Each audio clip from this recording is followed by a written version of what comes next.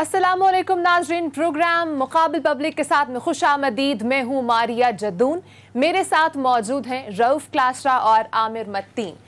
कराची में भत्ता ना देने पर बल्दिया फैक्ट्री में आग लगा कर 250 से जायद अफराद को जिंदा जलाने वाले मुजरिमान रहमान भूला और जुबैर चरिया को 264 मरतबा उम्र कैद जबकि 264 मरतबा ही सजाए मौत का हुक्म दिया गया है।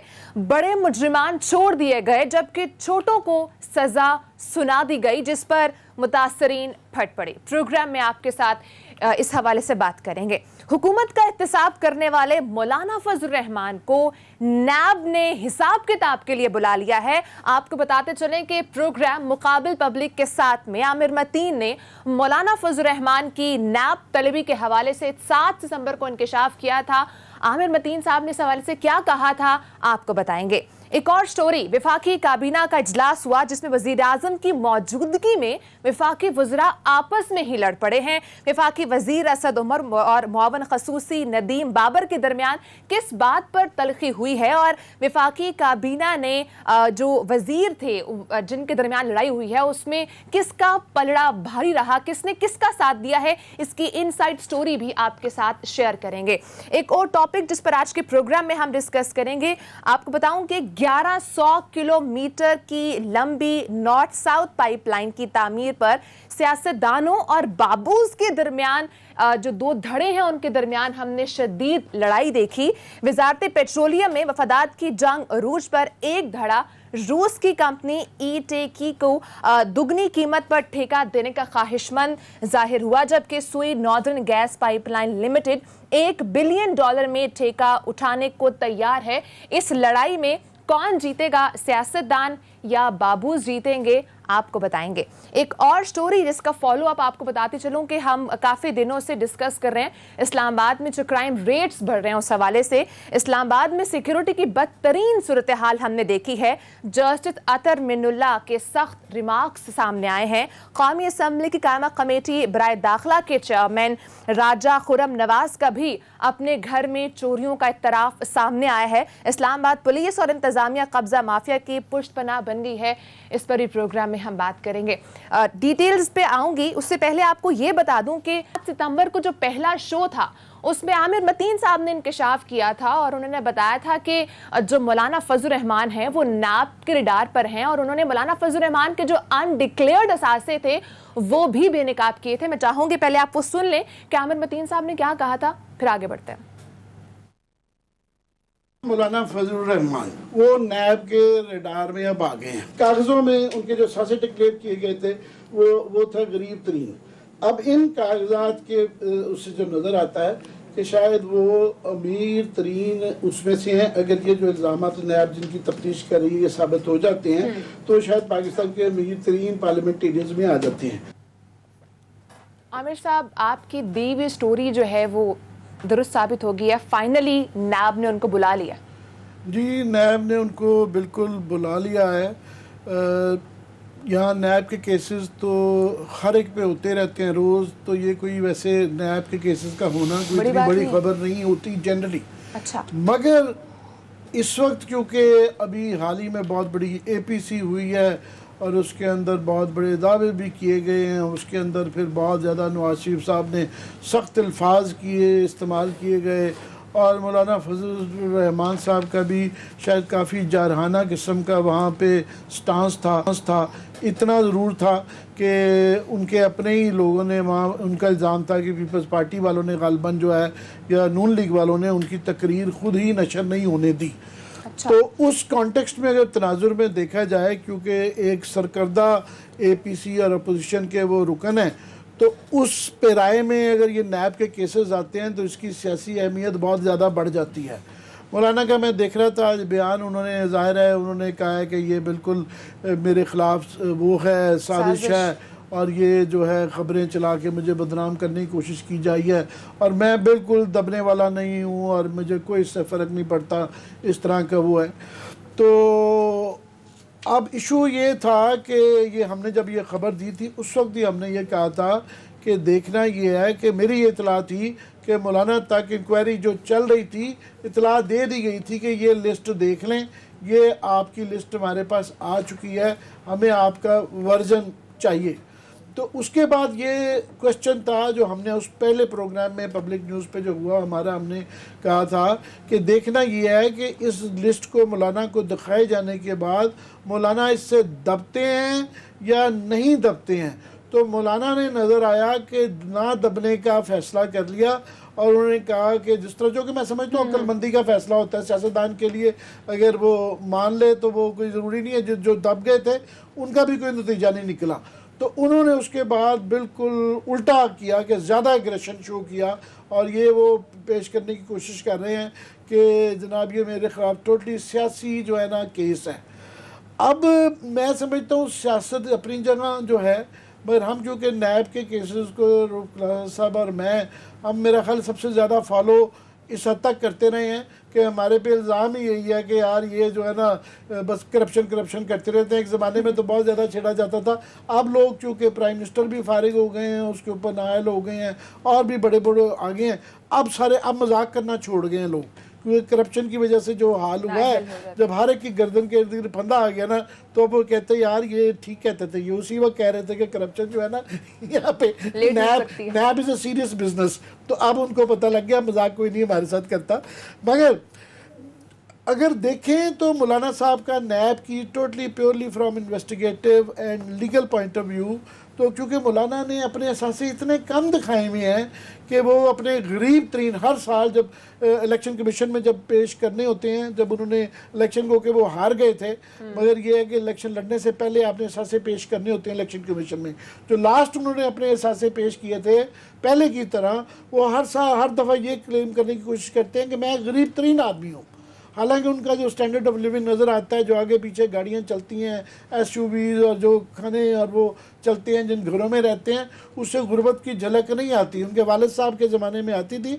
मुफ्ती महमूद साहब बहुत ज़्यादा एक सादा ज़िंदगी गुजारते थे, मगर मौलाना की ज़िंदगी इतनी सादा नहीं थी। मगर कागज़ों में जो वो उन्होंने अपने असासे पेश किए थे वो बहुत ही थोड़े थे। कुछ 40 लाख की तो टोटल उन्होंने अपने एक मरूसी जायदाद दिखाई थी, और जो है 20.5 लाख रुपए उन्होंने बताया जी मेरे बैंक अकाउंट्स में हैं, और 3 सालों में उन्होंने जो है 15, 16, 17 में सिर्फ उन्होंने 2.25 लाख रुपए टैक्स दिया था, जो कि बहुत ही थोड़ा है, कम तरीन टैक्स था।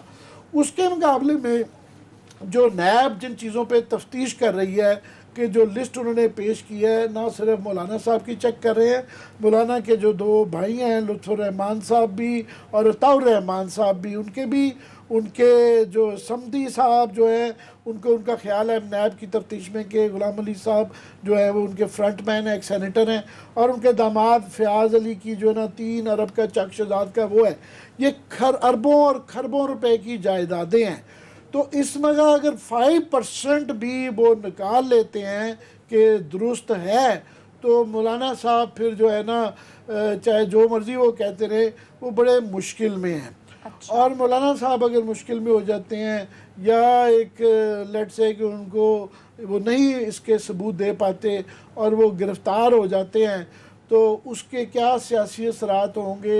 ये सारी तहरीक जो बनाई गई है, जिसके वो लीड कर रहे हैं धर्रों के स्पेशलिस्ट, और क्योंकि मदरसा के काडर्स हैं, उनके जो मैन पावर है, इस सारे आगे ये अगर तहरीक जाती है कि एजिटेशन की तरफ और आगे धरने कर रहे हैं, तो फिर उसके क्या असरात होंगे, ये क्लास साहब से पूछें। अब क्लास साहब आप ही बता दें कि ये दफे जो ये इसके इल्ज़ामात हैं नैब के, ये लिस्ट चल रही है, हमारे टिकर्स के ऊपर देखेंगे, हम उन्हें दोहराना नहीं चाहते, पिछले प्रोग्राम में दोहरा चुके हुए हैं। एग्जैक्टली।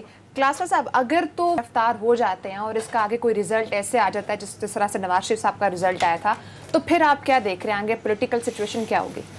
आमिर साहब आज कुछ ज़्यादा ही पुरुमीद लग रहे हैं और ऐसी बातें कर रहे थे जिनसे मैं कोई 1% भी नहीं एग्री करता। अच्छा, पता नहीं इनकी बुनियाद क्या है कि मौलाना गिरफ्तार हो जाएंगे, मौलाना को बुला लेंगे, मौलाना साहब चले जाएंगे। कौन? नैब बुला लेगा, नैब गिरफ्तार कर लेगा।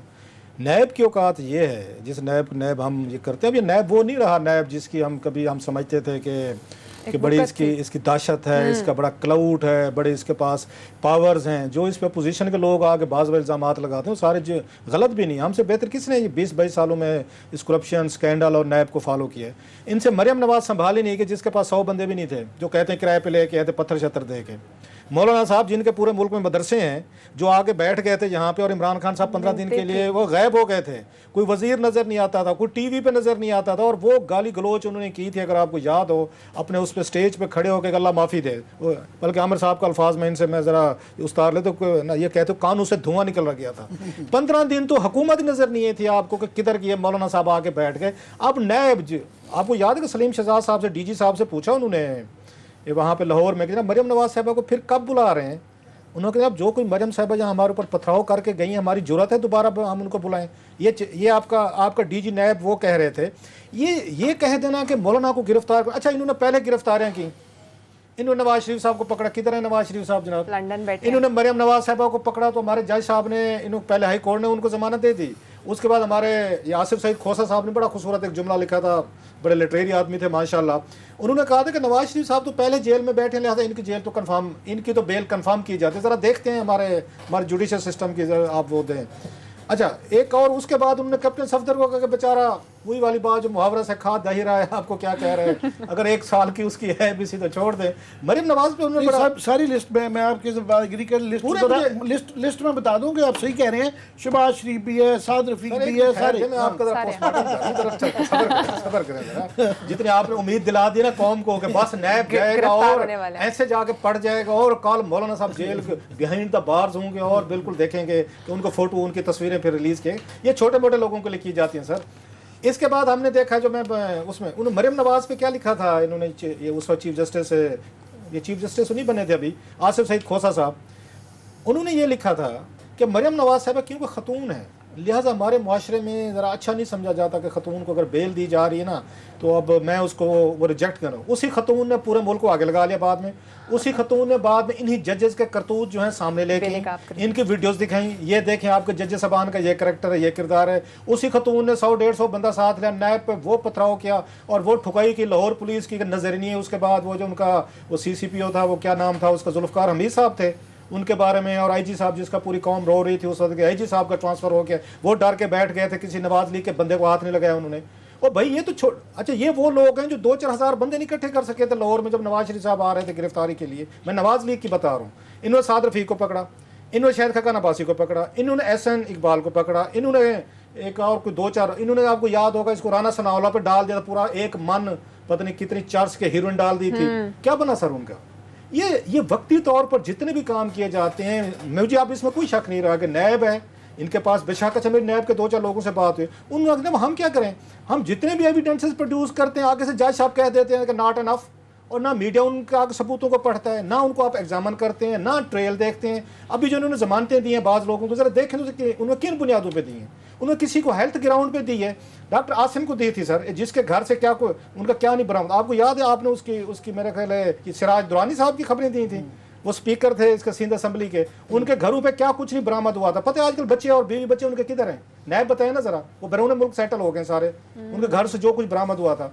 तो नैब की क्या औकात है, क्या वो कहते हैं वो पिद्दी और पिद्दी का शोरबा, ये तो छोटे छोटे प्लेयर इनसे नहीं पकड़े गए थे। जिसके पास यहाँ पे क्राउड था, 15-20 हज़ार बंदा लेके बैठ गया था, पूरी हुकूमत भाग गई थी। आपका ख्याल है नैब के अफसरान जाएंगे, मौलाना को बुलाएंगे और मौलाना साहब बिल्कुल पेश हो जाएंगे, जी सर, यस सर, हाँ जी मैं आपको सबूत देता हूँ, ये लें सर। मौलाना ना भी पेश होना इनके सामने, जो मोस्ट प्रॉब्लम मुझे लगता है कि नहीं होंगे, मैं गैस ये कुछ भी नहीं कर सकते। और जो मरियम नवाज से डर के बैठे हुए, जिनको अदालतों में सजाएं दी हुई हैं, मौलाना साहब इज ए बिग गन, और इमरान खान साहब अफोर्ड कर सकते हैं मौलाना फिर ये 10-15 हज़ार बंदा लेके आ जाए या उसके मदरसे के लोग आ जाए।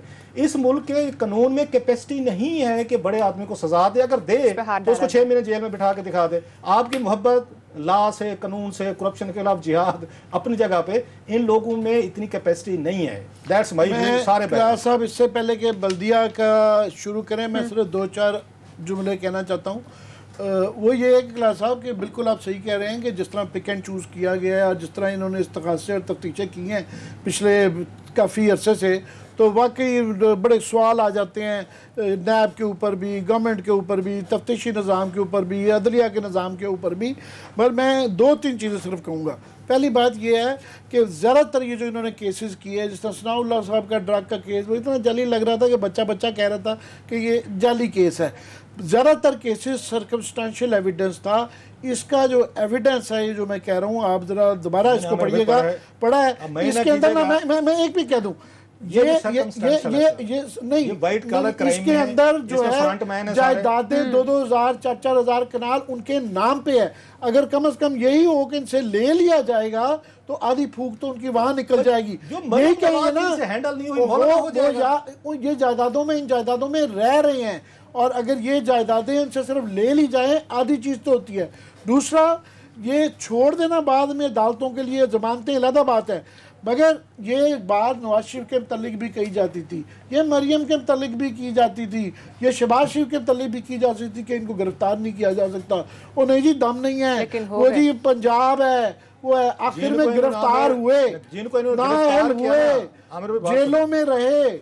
जिनको इन्होंने गिरफ्तार किया उनको लार्जर देन लाइफ बना दिया नैब ने, 2-2 हफ्ते 4, और वो बड़े वीआईपी तरीके से रहे हैं।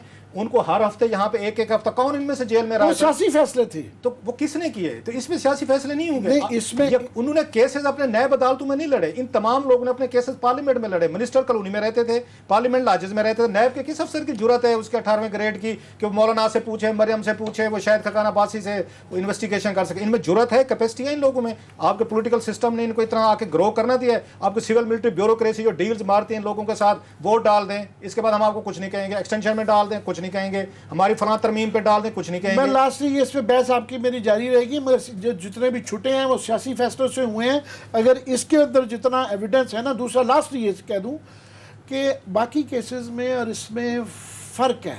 ये मौलाना हैं, ये आलिम हैं, ये मुफ्ती महमूद के बेटे हैं, तो एक आलम पे जो है जमात इस्लामी के किसी बंदे पे भी, बड़े बंदे पे आज तक इल्ज़ाम भी नहीं लगा, जो है ना, ये उनका क्रेडिट है। उनकी कोई हुकूमत भी नहीं है, ये हुकूमत एमएमए का हिस्सा रहे हुए हैं, बहुत ज्यादा वज़ीर आला था जमात इस्लामी का, एमएमए का गवर्नमेंट का हिस्सा रहे हैं, ज़ियाउल हक में दौर में भी वजारतें लेते रहे हैं। इनके ऊपर मदरसे के अंदर भी, इनके अंदर से पहले ही मैं आपको ये बता दूं कि बड़े सवाल बलूचिस्तान में उठे जा रहे हैं। इनके अंदर बगावत है, ये लंबी बहस है, और देखेंगे आइंदा आने वाले दिनों में आपका लास्ट वर्ड प्रूव हो जाएगा या मेरा प्रूव हो जाएगा। ये कहते हैं कि ये घोड़ा भी है, मैदान भी है, तलवार भी है, ये बाजू मेरे आजमाए हुए हैं। जो मरियम नवाज से डर के मारे 100 बंदे ले पत्थर मारे, उन्होंने इनको भगा दिया, और उनको इतनी जुर्रत नहीं हुई नैब लाहौर वालों को कि मरियम कह रही थी मैं यहीं मुझे बुला लें। जो अंदर बुलाने की जुर्रत नहीं करे वो मौलाना साहब को आपका ख्याल प्रोसिक्यूट करके जेल में डाल के उनको सजाएं देंगे या उनको गिरफ्तार कर लेंगे। हो सकता है जनाब आप ठीक कह रहे हो, बड़ा घोड़ा भी है, मैदान भी है, ये तलवार भी है। देखते हैं कि ये भारी पत्थर जो मौलाना साहब का है ये उठाते हैं या चूम के इसको वापस रखते हैं। इस पर बहस जारी रहेगी। अब नैब इस पर किस तरह वो आगे आने वाले दिनों में पता चलेगा, और फिर पता चलेगा कि किसका तज्जिया जो है वो दुरुस्त है। बल्दिया वाले केस पर मैं आना चाहूंगी। 8 साल बाद फाइनली उस केस का फैसला सुना दिया गया है। क्लास्टर साहब, एक जीआईटी रिपोर्ट आई थी इसकी, और आज इसका एक फैसला आया है। कहा यह जा रहा है कि जो छोटे मुल्जिमान थे उनको तो सजाए मौत दे दी गई है, लेकिन जो मास्टरमाइंड इसमें यूज हुए हैं उनको क्यों छोड़ दिया गया है? जरा जीआईटी को भी सामने रखकर कमेंट कीजिएगा, और आज के फैसले को भी। बात ये, क्योंकि अब ये एक तो 8 साल लगे हैं, 260 बंदा यहाँ पे जल के उसमें, मैंने क्योंकि अच्छी खासी लंबी थी, कुछ पेजेस मैंने इसके पढ़े हैं, जहाँ तक मैंने पढ़ा बड़ी डिटेल से लिखा है एक एक वाक़े को जज साहब ने।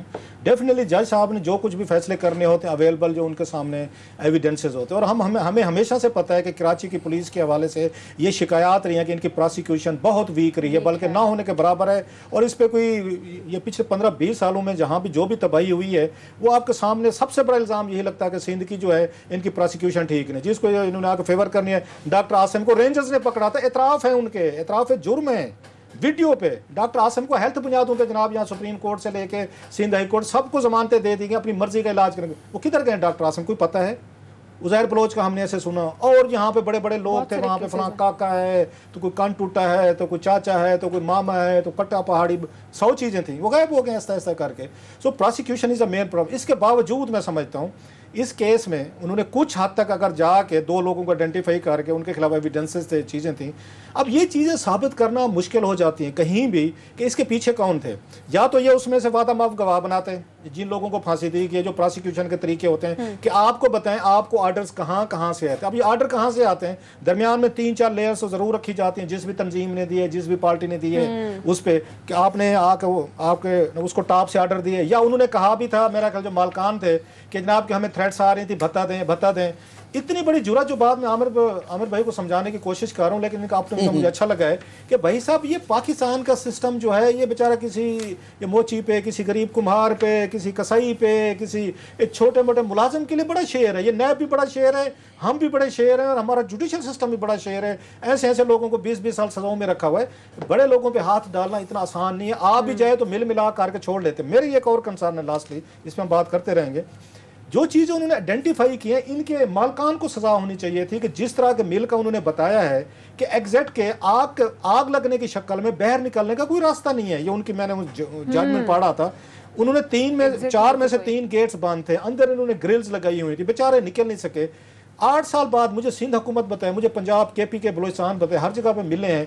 क्या किसी लेबर डिपार्टमेंट ने, प्रोविंशियल हुकूमत ने या फेडरल हुकूमत ने, किसी ने कोई कमीशन बना के, कोई अपनी जॉइंट एक टीम बना के जो बाकी की आपकी लगी हुई है यहाँ पे मिल जाए, आपने कभी चेक किया है कि इनका यहाँ पे इनके अगर आग लग जाए तो एग्जिट स्ट्रेटजी क्या होगी, कहाँ से जाएंगे? मैं आपको शर्तिया कह सकता हूँ कि 260 बंदे मरने के बावजूद बेचारे इतनी बड़ी ट्रेजेडी कि किसी भी फैक्ट्री को जाके इन्होंने नहीं गिराया होगा या इन्होंने मालिकों को नहीं कहा होगा, लेबर डिपार्टमेंट को जो यहाँ पे एक हमने टीम बनाई हुई है कि ये जाते लॉज एप्लीकेबल करवाते, दोबारा एग्जिट करवाते। इन 8 सालों में मेरा नहीं ख्याल को इस पर काम हुआ होगा। मैं इसी पर ब्रेक के बाद आमिर साहब से भी कमेंट लूंगी, और ब्रेक के बाद हम आज के होने वाले इजलास की अंदरूनी कहानी भी आपके साथ शेयर करेंगे। साथ ही रहिएगा।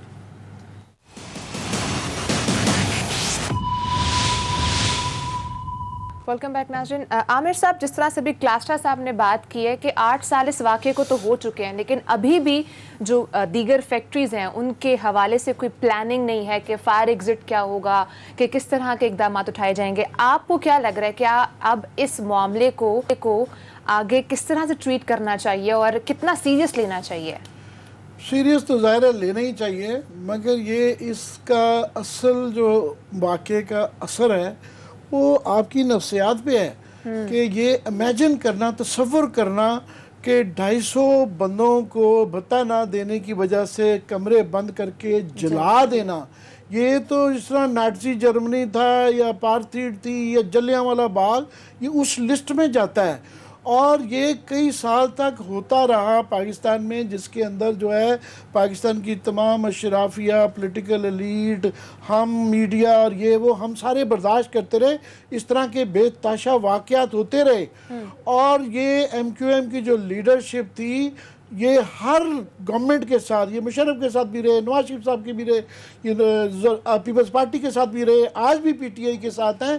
और ये जो तमाम इंटायर आज भी इनकी पॉलिटिकल लीडरशिप है, इनका ये कह देना आजकल तो बड़ा आसान हुआ है कि ये लंदन से अकेला अल्ताफ़ हुसैन कर रहा था और लंदन वाले कर रहे थे। नहीं, ये सारे इन चीज़ों में शामिल हैं। ठीक है, अदालत ने 8 साल बाद शुक्र है ये फैसला कर दिया, और उसमें बड़े वाले तो बच गए, ये छोटे मोटे जो हैं वो कर दिए गए। मगर यहाँ तक कि मुशावरत का और इनसाइड इंफॉर्मेशन में एक वाक़या है जिसके अंदर सज़ा हुई है, मगर इस तरह के वाक़यात होते थे बोरियों के अंदर, और ये सारे छुरियाँ, चाकू और पता नहीं कितने कितने इस तरह के और जो हुए हुए हैं। इस तमाम के अंदर वो सारी MQM की जो लीडरशिप है वो शामिल है, कोई डायरेक्टली शामिल है, कोई इनडायरेक्ट शामिल है। तो ये एक पाकिस्तान का डार्केस्ट मैं समझता हूँ चैप्टर है। बस उसके मतलब शुक्र है कि 8 साल बाद सुन ली गई है, यही बड़ी काफ़ी है। ठीक है, एक और स्टोरी है क्लास्टा साहब के पास। आज का जो काबीना का हुआ है उसके अंदर कुछ वज़रा हैं जिनके दरमियान तल्ख कलामी हुई है। क्लास्टा साहब, क्या स्टोरी है, क्या हुआ? एक नहीं स्टोरी है, अंदर जो ज़ारे इजलास की ढेर सारी खबरें के अंदर हुआ क्या है। बाहर तो छपती है ना खबर वो कि जी ये उन्होंने जो सुनानी होती है, अंदर की बड़ी इंपॉर्टेंट होती है, और हम कोशिश करते हैं ये अंदर का बैकग्राउंड बताएं। आज जो मेन उसमें जो लड़ाई मतलब इतनी बड़ी है आज कैबिनेट में जो हुई है अब साहब ज़रा वुज़रा तो इसको डाउन प्ले करते हैं ना, बहरा कि नहीं जी कुछ भी नहीं हुआ। चलिए अच्छी चीज़ भी है, मैं तो हमेशा अप्रिशिएट करता हूँ कि कोई भी कैबिनेट होगी, कोई भी पार्लियामेंट होगी, अगर वहाँ पे एक तरह का डिफरेंस ऑफ ओपिनियन आएगा, डिबेट होगी, तो उसमें से कुछ बेहतरी निकलती है। इसलिए तो कैबिनेट होती है, इसलिए तो आपके इजलास होते हैं। लेकिन बाज़ होते हैं कोई पर्सनल अटैक्स होते हैं जो आप एक दूसरे पे करते हैं। पर्सनल अटैक्स में और डिबेट्स में बड़ा फ़र्क है, दोनों चीज़ों में। इस कैबिनेट में अब ये देखने में ये आ रहा है कि बहुत सारे पर्सनल अटैक्स आते हैं मिनिस्टर्स पे, इमरान खान साहब की मौजूदगी में आते हैं। अगर आपको याद हो, एक दफ़ा फवाद चौधरी साहब ने कहा था, जब उन्होंने ये असद उमर को, शामुद कुरैशी और जहांगीर तरीन के बारे में कहा था कि इन लोगों ने पार्टी को ख़राब करके रख दिया, इनकी ज़ाती लड़ाइयाँ नहीं ख़त्म होती, एक दूसरे को गिराते उठाते रहते हैं। अब ये डिफरेंस ऑफ ओपिनियन से ज़्यादा एक साहब ज़र उन पर चार्जशीट थी, उन दोनों ने कैबिनेट में जाके बात की वज़ीर आज़म साहब से। उसने असद उमर ने भी की थी, शामुद कुरैशी ने भी की थी कि देखें जी फवाद चौधरी साहब ने टीवी पे इंटरव्यू में ये कह दिया और हमारी पता नहीं क्या कुछ हो गया। तो फवाद चौधरी को दाद दें, दबंग आदमी तो है, उसने कैबिनेट में कहा, तो उसने कि मैंने कौन सी गलत बात की, आप एक दूसरे का साजिश नहीं करते, आप लोगों ने एक दूसरे को नहीं गिराया, जहांगीर तरीन ने नहीं निकलवाया इसको, असद ने वापस आकर उसको नहीं निकलवाया, और शामुद कुरैशी ने फलां इंट्रिग्स नहीं की। तो उस पर वज़ीर आज़म साहब ने कहा यार फवाद, यार बात तो ठीक है, लेकिन यार ये कोई टीवी पे कहने वाली नहीं होती। मतलब ये कि प्राइम मिनिस्टर वाज हैप्पी कि बोथ हैव बीन फिक्स्ड, कि ठीक हुआ है, क्योंकि उन दिनों ये लग रहा था कि शायद वो जो आ रहा था ना कि मैंने इमरान खान फार्मूला, शायद उसमें असद और ये जो है अब शामुद कुरैशी साहब जो है ना, थोड़ी सी वो भी एक्टिंग कर रहे थे कि शायद हमारा चांस बन जाए। बल्कि शामुद कुरैशी तो पूरा प्रोटोकॉल लेते हैं, अपनी गुफ्तगू में खुद लेते थे, पार्लियामेंट लगता था चला ही वही रहे, इमरान खान का तल्लुक ही कोई नहीं उसे। सो उन्होंने आके ये फवाद चौधरी के जरिए फिक्स करवा दे, उसके बाद बड़े अरसे तक दोनों चुप रहे। आज क्या हुआ वहाँ पे, वो बड़ा इंटरेस्टिंग है। आज असद उमर साहब एक समरी लेके गए। समरी क्या थी इनका, एक उसको चेयर करते हैं मीटिंग जो एनर्जी पे, कैबिनेट कमेटी ऑन एनर्जी, जिसको असद उमर साहब हेड करते हैं। ये उसके जो मिनट्स वगैरह होते हैं इन्होंने वहाँ पे करवाने होते, अप्रूव करवाने होते कैबिनेट से, उनको लीगल शेप देने के लिए। तो ये जब लेके गए तो इन्होंने कहा बस इसको कर लें, जैसे होता है कि इसकी अप्रूवल दे दें जल्दी से। तो उस पर बैठे थे शेरी मजारी साहब, अकॉर्डिंग टू माई सोर्सेस, और उन्होंने राइटली पॉइंट आउट किया, उन्होंने एक्सीलेंसी एक आप चीज़ लाए हैं, बड़ी अहम चीज़ है। दो इश्यूज़ थे जो असद उसमें लाना चाह रहे थे, एनर्जी के हवाले से, पावर के हवाले से, बिजली के हवाले से। कोई बहर से आमिर साहब की ज़्यादा इस पर ग्रिप है, कोई LNG आ रही थी, कोई नहीं आई, आगे सर्दियाँ आ रही हैं, बिजली को महंगी होनी थी, पावर प्लांट्स को मिलनी थी, ये एजेंडा था जो उस पर अप्रूवल चाह रहे थे। तो शेरी मजारी ने कहा, उसने कहा जनाब थोड़ा सा सब्र करें, हमें पता है कि जितने सबसे बड़े कॉरपोरेट के क्राइम होते हैं, कॉरपोरेट क्राइम होते हैं जो वाइट कॉलर क्राइम जिनको कहते हैं, या वो ECC में होते हैं वहाँ पे, या आपकी एनर्जी की मीटिंग जो होती हैं, आप यहाँ पे आते हैं या समरियाँ यूँ करते हैं, कहते फौरी तौर पर पढ़ें और हमें दे दें, हमें टाइम दें थोड़ा सा, हमें थोड़ी सी डिस्कशन देखने दें, आप लोगों ने डिस्कशन कर लिया अब हमें करने दें। इस पे असद लॉस्ट इज कूल, क्योंकि सीधा असद पे आ रहा था जब शेरी मजारी ने ये बात हिट की कि आप हमें पढ़ने भी नहीं देते, इतनी जल्दी क्या है, उनका तो ये कहना था। तो असद ने इस पे कहा, उसने कहा जनाब कि मैं आपको समझा देता हूँ, बता देता हूँ, दो ही तो पॉइंट एक्सप्लेन कर देता हूँ। तो शेरी ने फिर इस पे कहा, मजारी साहब ने, according to again my sources को, उन्होंने कहा जनाब कि थोड़ा सा हमें भी तो पढ़ने दें, आप एक्सप्लेन कर देंगे समझ लेंगे, लेकिन कुछ हमें भी तो अपना अक्ल, आपके डॉक्यूमेंट्स ज़रा हम पढ़ लें, इसी काम के लिए बैठे हैं। असद ने इस पे उन पे ज़ाती अटैक लॉन्च किया, और असद की सेंस ऑफ ह्यूमर इस तरह की है, मैं कई दफ़ा उनको स्टैंडिंग कमेटी के इजलास में देख, अपने थे वो सेंस ऑफ ह्यूमर इस्तेमाल कर रहे थे, बाज़ लोगों का मसला होता है आमिर साहब इसलिए हंस रहे हैं, कभी कभी मैं इनको भी कहता हूँ कि ये भी ऐसा सेंस ऑफ ह्यूमर देखो लगता है थाड़ा मारा है, इनके नज़दीक होता है, मैंने तो मजाक किया था इसलिए हंस पड़े हैं ये। तो उस पे असद उमर साहब का भी ये मसला है, मैंने उनको देखा है इजलासों में, वो अक्सर करते हैं, अगले पे वो ऐसी सिक टांट करेंगे, उनका ख्याल में मजाक करूँ, अगले को लगता है कि मेरे साथ बड़ी इन्होंने इन्होंने फौरन कहना कि शेरी साहब आप तो रहने दें। इस कैबिनेट में सबसे ज्यादा अगर कोई वजीर गुफ्तगू करता है, हर एजेंडे में बोलता है, हर वक्त बोलता है, हर बात पे बोलता है, तो वो आप हैं। That's how it started. इन्होंने मतलब अच्छा खासा गुस्से में आके इन्होंने ये कहा। दूसरा उन्होंने कहा कैबिनेट का टाइम निकाल के देख लें, अब तक जब भी मीटिंग्स हुई हैं किसी ने अगर सबसे ज़्यादा गुफ्तगू की है, टाइम लिया है, तो वो शीनी साहब आपने ली है। मतलब उनका ये कहने का था कि एजेंडा मेरा है, मेरे इशू है, बाकी तो 50 की ब्रिगेड बैठी हुई है, बाकी किसी को एतराज़ नहीं है, आप क्यों बोल रही हैं, वो ये कहना चाह रहे थे। खैर इससे पहले अच्छा इस पर पिन ड्रॉप साइलेंस हुई, शेरी ने भी बड़े 2-4 लफ्ज़ कहे, बल्कि मुझे तो ये भी कहा गया है कि असद ने बड़े सख्त लफ्ज़ इस्तेमाल किए जो मैं अब टीवी पे नहीं इसे वो कहना चाहता शेरी मजारी के हवाले से। बता दें, पता नहीं लगेगा कि गालियाँ दी हैं, बहरहाल मैं नहीं बता रहा, बात चीज़ें होती हैं इसकी। उस पर प्राइम मिनिस्टर ऑफ पाकिस्तान कुछ और वजीर जो पिन ड्रॉप साइलेंस वहाँ पे आई, तो प्राइम मिनिस्टर ऑफ पाकिस्तान इतने वो हुए, थोड़े अपसेट हुए, डिसमूड हुए कि यूजली ये होता है 0 आवर होता है कि जब कैबिनेट का इजलास एजेंडा ख़त्म हो जाए तो पॉलिटिकल गुफ्तगू करते हैं, गॉसिप्स का। आज उनका मूड था कि हम इस पे बात करेंगे, APC पे बात करेंगे, या जो अपोजिशन ने तकरीरें की हैं उस पर बात होगी। ही वाज सो मतलब अपसेट, एंड ये प्राइम मिनिस्टर जो हैं कि उन्होंने शीरी को नहीं बोलने दें, उन्होंने कहा बस आप रहने दें, बस आप जवाब ना दें, मतलब आप जवाब देंगे फिर देंगे। 2-4 वजीरों ने हाथ खड़ा किया कि हम भी बोलना चाहते, क्योंकि शीरी मजारी का अपना भी वहाँ पे एक अपना कैंप है, कुछ उसके हामी हैं। असद के कुछ ज़्यादा लंबी चौड़ी कैबिनेट में कोई लाइकिंग या ज़्यादा ग्रुप नहीं है मेरी इतला के मुताबिक। सो इमरान खान साहब ये फील हुआ कि इससे पहले कि यहाँ पे फ्री फराल शुरू हो जाए, तो लिहाजा उन्होंने फौरी तौर पर उसको शीरी मजारी को चुप कराया। शीरी मजारी साहब ने अपने को ठंडा करने पाने के लिए 2-4 उन्होंने गिलास पिए और उसके बाद ये बात वहाँ पे हुई। हाँ, जो उसके साथ जो बात हुई प्राइम मिनिस्टर ऑफ पाकिस्तान एक और चीज़ पे थे।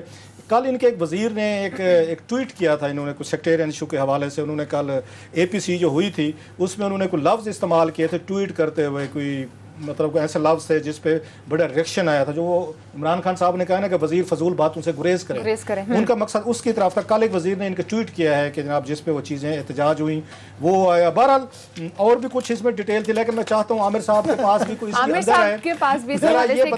कैबिनेट में क्या हुआ। मैंने तो आपको बता दिया, मेरे सोर्सेज ये कह रहे हैं। वैसे ये जो इशू है ना, ये पहले भी 1-2 दफ़ा आया है कि एक कमेटी बनाई गई है जिसके अंदर शीरी मजारी भी हैं। तो ये पहले भी कैबिनेट में 2-3 दफ़ा लड़ाई हो चुकी है इस इशू पे। शफकत महमूद साहब ने आपकी भी खबर थी कि उन्होंने भी पॉइंट रेज़ किया था कि ये जो कमेटी इसलिए है कि ये कोई सुपरा कमेटी नहीं है कि ये हर एक की मिनिस्ट्री के अंदर जो है ना तब्दीलियाँ करें। वो पहले वो भी इशू हो चुका था, वो लॉ पे था। फरोग नसीम साहब जिसको हेड करते हैं वो और है, ये एनर्जी कमेटी का था। ये बहरहाल मुख्तलिफ इनके पास एक वाला ये इशू रहता है कि किस कमेटी का कितना इख्तियार है, ये एक इशू रहता है। आज की क्योंकि ये टिकर भी चल रहे थे और मुझे पता था कि क्लास साहब के पास जो है ना ये इतला आ गई थी कि ये सारी खबर आ गई है, तो मैंने कहा क्योंकि हमारे उसमें गेस्ट नहीं होते हैं तो मैंने इसलिए असद उमर साहब को फ़ोन किया और उनसे पूछा कि आज क्या जो है ना शीरी मजारी के साथ आज का क्या जंगो जदल हुआ। तो वो हंस पड़े। उनका बात ये है कि हमारा ये आपस में कैबिनेट के अंदर ये होता रहता है, शीरी से वैसे ही होता रहता है। शाम को आपकी इत्तला के लिए बता दें कि मैं और शीरी जो है ना इकट्ठे बैठ के कॉफ़ी और चाय पी रहे थे, तो हमारा कोई ऐसा सीरियस नहीं है। मगर क्रेडिट वैसे मैं ये ज़रूर PTA की गवर्नमेंट को इस बात पे दूंगा कि वहाँ नवाज शरीफ साहब की फॉर एग्जाम्पल 8-8 महीने कैबिनेट पे कैबिनेट की मीटिंग ही नहीं होती थी। उन्होंने ठेके पे इसहाक डार साहब को दी हुई थी गवर्नमेंट और वो खुद 1 साल 4 साल में से 1 साल छुट्टियों पे रहे थे। तो ये गवर्नमेंट अब उनको बड़ा वो आता है मगर हुकूमत की ही नहीं है। जहाँ बहुत ज़्यादा कैबिनेट रेगुलर होती है, 4-4 5-5 घंटे की बहस होती है, इंटेंस बहस होती है। असद उमर ने मुझे अपनी तरफ से उन्होंने छेड़ा।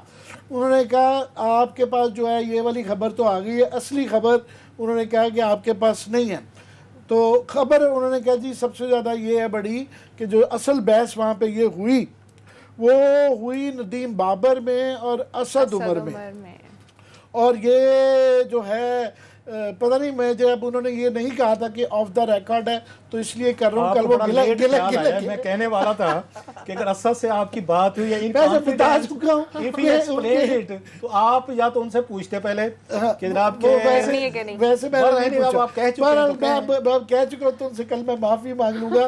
तो उन्होंने कहा हमारे पास खबर क्योंकि नहीं, मैं क्योंकि एनर्जी को फॉलो करता हूँ, मैंने उनसे फोन करके पूछा था। आज मैं एनर्जी की वो स्टोरी बताता हूँ। एनर्जी की मिनिस्ट्री में गया हुआ था और मैं उसकी ज़्यादा तफसील अगले सेगमेंट में बताता हूँ कि क्या हुआ। तो मैंने उससे रिलेटेड से पूछा तो उन्होंने कहा कि वहाँ पे जो बहस ये है कि फॉर एग्ज़ाम्पल अब ये प्राइवेटाइज कर रहे हैं ना, जो 3 बल्लों की और हवेली बहादुर शाह और बिकी के जो पावर प्लांट LNG वाले पावर प्लांट थे उसको बेच रहे हैं। तो उन्होंने कहा जी नदीम बाबर साहब ने ये कहा कि पहले उनको जो गवर्नमेंट के लिए था पहले एग्रीमेंट कि वो 100% जो है ना ये बनाएंगी तो वो गवर्नमेंट उनसे ख़रीदेगी। एक इदारा है NTDC national transmission dispatch company जो ख़रीदती है।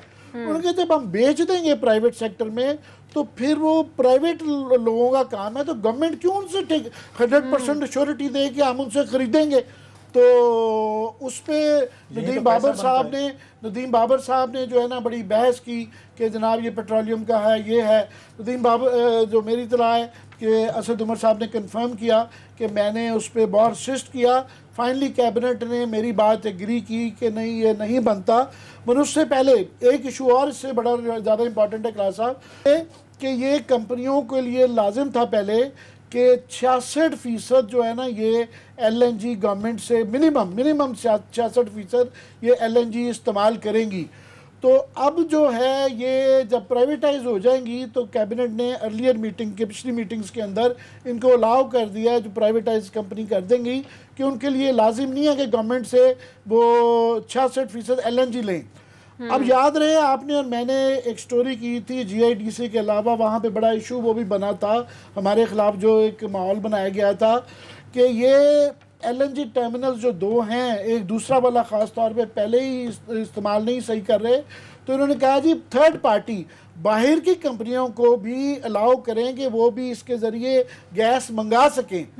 तो अब है कि जो गवर्नमेंट मंगवाती है लेट्स से कतर से, तो वो $13 का आता है, 13 MMBTU, और जो प्राइवेटली ख़रीद रहे हैं आप तो वो 7, 5, 4 से लेके 8, 2 तक गया था, लेट्स से $8 के, आज $5 का फ़र्क है।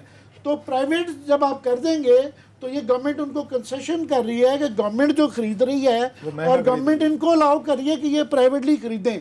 जो हमारा, जिससे मेरा शक होता है कि नदीम बाबर साहब पे पहले JIDC में बड़े इल्ज़ाम हैं कि शायद ये अपने ही दोस्तों को दिलवाना चाहते हैं। मैं शक कर सकता हूँ फिर ये जो फेवर दिलवा रहे हैं कि 100% उनसे बिजली भी खरीदें और वो सस्ती LNG भी खरीदें, तो ये मामला ठीक होने चाहिए कि इससे पहले कि ये बेची जाएं कि किनको बेची जा रही है और किन टर्म्स में बेची जा रही है। इसी हवाले से एक और स्टोरी ब्रेक के बाद आपसे शेयर करेंगे, जो नॉर्थ साउथ पाइपलाइन की जो तामीर है उसके हवाले से सियासतदान और बाबूस के दरमियान लड़ाई चल रही है, कौन किसको और क्यों ठेका देना चाहता है, इसके ऊपर बात करेंगे ब्रेक के बाद।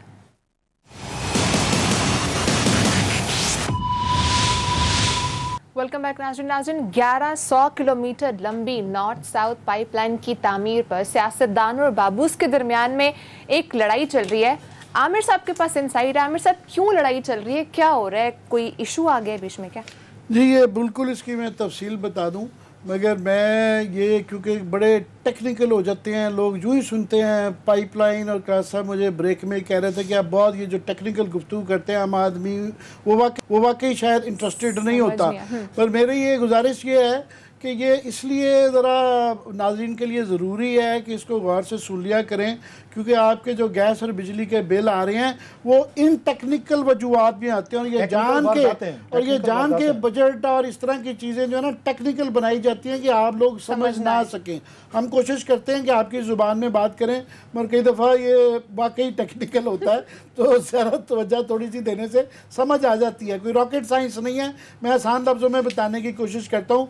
पहले तो बात यह है कि जो 10 साल से आप गैस के ऊपर वो दे रहे थे, सेस जो है आपसे टैक्स कलेक्ट किया जा रहा था पाइपलाइन पे, और GIDC जिसे कहा जाता है। मैं आज पेट्रोलियम के मिनिस्ट्री गया था, क्योंकि हमें उमर अयूब साहब या नदीम बाबर जैसे लोग बिल्कुल अवेलेबल नहीं होते। तो असद अलाउद्दीन साहब सेक्रेटरी साहब जो कि 7 क्राइसिस के बावजूद वहाँ टिके हुए हैं, तो मैंने उनको फ़ोन किया कि आप गिला ना कीजिएगा कि आपका वर्जन नहीं लिया। उन्होंने कहा आप मेरे पास आ जाए, मैंने पूरी टीम आपकी बिठाई हुई है, आपके लिए सारे जवाब देंगे। आज मैं कैबिनेट में भी नहीं जा रहा। आज जब मैं वहाँ पहुँचा तो वो बताया कि जी वो दौड़ लगा के वो कैबिनेट में चले गए हैं।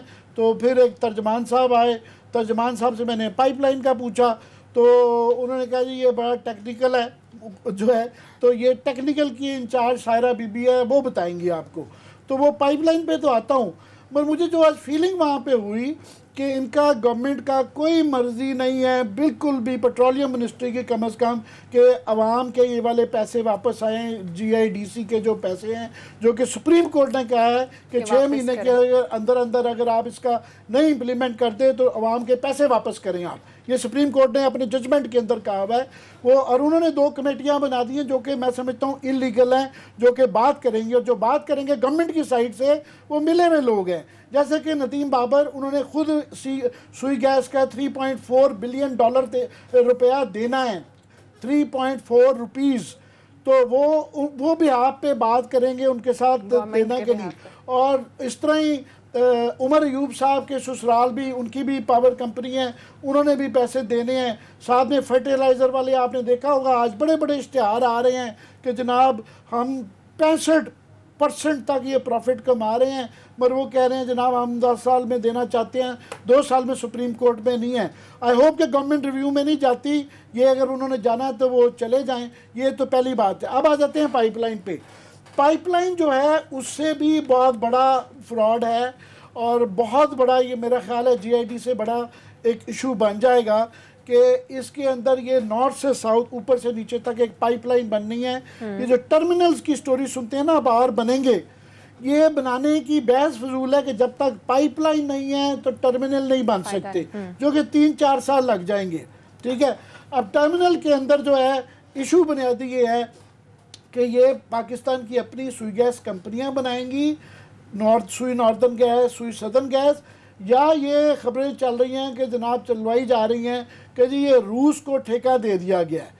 मुख्तसरन ये है कि पाकिस्तान की जो गैस कंपनियां हैं उन्होंने अपनी बोर्ड में कहा है कि जी हम जो है $1 अरब में बनाएंगे, और जो रूस की कंपनियों का ठेका जो आ रहा है वो डबल से भी ज़्यादा, वो कहा जा रहा है $2 बिलियन या 2.7 बिलियन डॉलर लगेंगे। 3 गुना या 2 गुना कम अज़ कम कीमत है।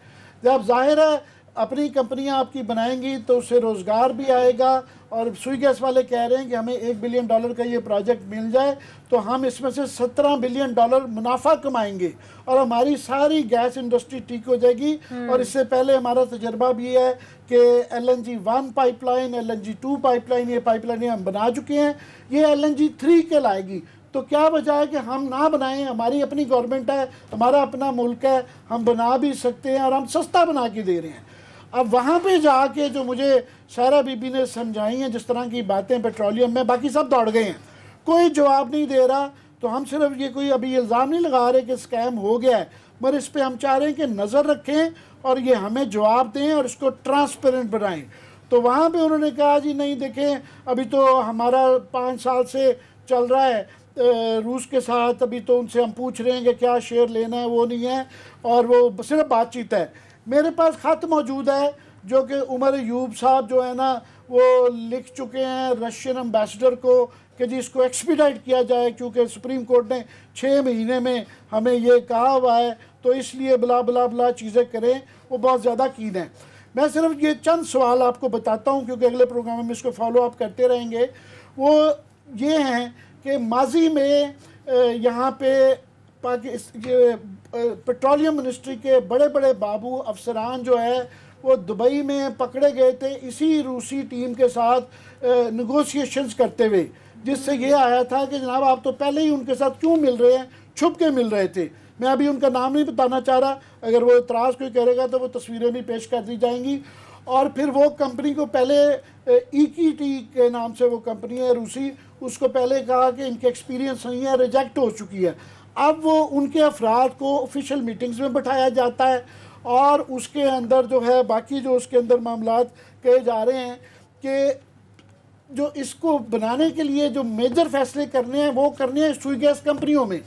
सुई गैस कंपनियों में 1.5 से एक्टिंग चार्ज पे MD रखे जा रहे हैं, और जो मौजूदा एक्टिंग MDs हैं वो बड़े डूबियस उनके क्रीडेंशियल्स हैं। फॉर एग्ज़ाम्पल सुई नॉर्दर्न के जो हैं आमिर तुफैल साहब, इनको पिछली गवर्नमेंट ने हटाया था और ये हटते हैं लगते हैं 3 दफ़ा एक्टिंग चार्ज पे आ चुके हुए हैं। और दूसरे जो MD साहब हैं वो उनका नाम है अमीन राजपूत साहब, इनको पिछली दफ़ा जब ये गैस की शॉर्टेज हुई थी इमरान खान साहब खुद इनको फारिग कर चुके थे, इनके ख़िलाफ़ उन्होंने कहा था इंक्वायरी की जाए। तो इन हालात के अंदर जो है ये जब बहुत ज़्यादा इसरार नज़र आ रहा है पेट्रोलियम मिनिस्ट्री का कि रूसियों को देना है और सुई गैस की पाकिस्तानी कंपनियों नहीं देना, तो हमारे सवाल है जिसको फॉलो अप करेंगे, इसकी ज़्यादा तफसीलात हैं। लास्ट 30 सेकंड्स रह गए थे, अगर आप कंप्लीट करना चाहते तो कंप्लीट कर, हम नेक्स्ट शो में इसको फॉलो अप भी करेंगे। आज प्रोग्राम का टाइम ख़त्म हो चुका है, इंशाल्लाह आपसे कल मुलाकात होगी। अपना ख्याल रखिएगा, अल्लाह हाफ़िज़।